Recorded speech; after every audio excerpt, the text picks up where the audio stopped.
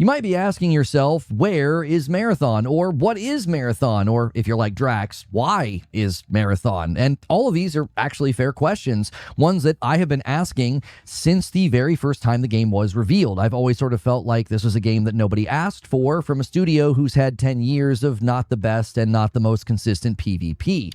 And after the Marathon showcase, it was obvious to me that Bungie did not have anything special. The gameplay looked derivative, the public response was incredibly tepid, and even Bungie seemed aware of this because they quickly made their alpha public so that people could see it. And just like the showcase, it didn't really help. Even recently, Herman Hulst from PlayStation said they had strong early interest in the game, which was just PR corpo speak to mean, yeah, people were interested for like a day and then interest immediately dropped off.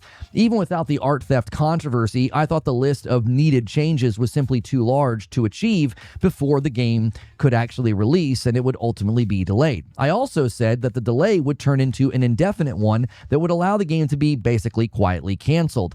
Well, that's honestly very likely, given their latest update on this. Rather than read you the whole blog in this little segment here, I'm just going to read this part. They said, after much discussion with our dev team, we've made the decision to delay the September 23rd release, which is kind of a weird way of phrasing it, honestly. And after they sort of talk about how they're going to up the survival game, they're going to double down on the Marathon universe, and they're going to add more social experiences, they conclude by saying, quote, "You'll hear from us again later this fall when we can share the progress we've made alongside the game's new release date." Now, many are seeing this as an indefinite delay, which would basically be what I felt was inevitable. Rather than admit defeat, they'll say, well, we're going to try to fix it. Then eventually you come back and you say, you know, we can't get the game up to our standards or quality, and we've decided to move on to other things. So that's where I see this ultimately landing. But there's obviously a lot of room to discuss this. What does this mean for the game? What's it mean for the team, the studio, Bungie? What does it mean for Destiny 2?